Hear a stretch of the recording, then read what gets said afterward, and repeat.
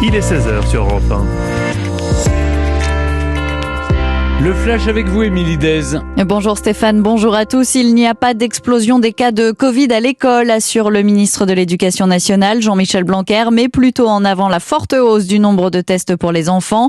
Pour freiner l'épidémie, le port du masque sera de nouveau obligatoire dans les cours de récréation à compter de jeudi.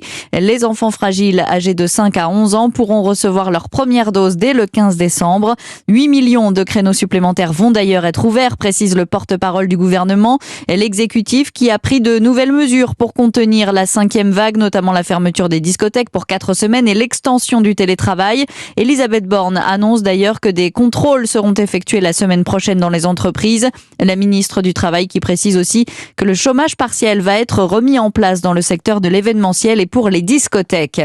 Dans ce contexte de forte reprise épidémique, le plan blanc a été déclenché dans les hôpitaux de PACA où l'incidence est supérieure à 420 pour 100 000 habitants et le taux de positivité supérieur à 6,5%.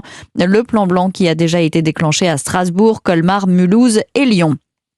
L'émotion dans le Var où un homme est mort dans l'effondrement d'un immeuble de 3 étages la nuit dernière à Sanary-sur-Mer.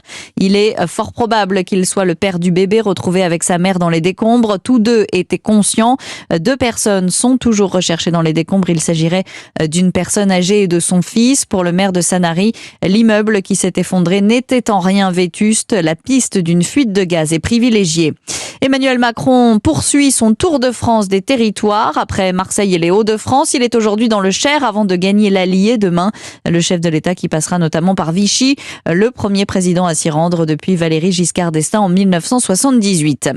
La crise ukrainienne au menu d'un entretien virtuel entre Joe Biden et Vladimir Poutine. Moscou est soupçonné de préparer une offensive militaire. Cet après-midi, l'Union européenne se dit prête à adopter des sanctions supplémentaires contre la Russie en cas de nouvelle agression contre l'Ukraine.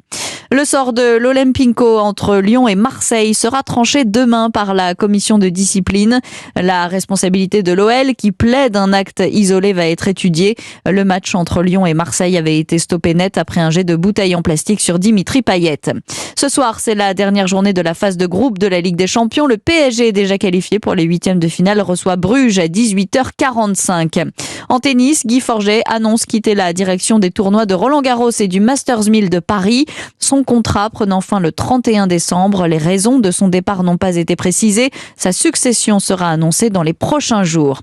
Et puis la guitare de Keith Richards et la basse de Paul McCartney vont être mises aux enchères en Californie.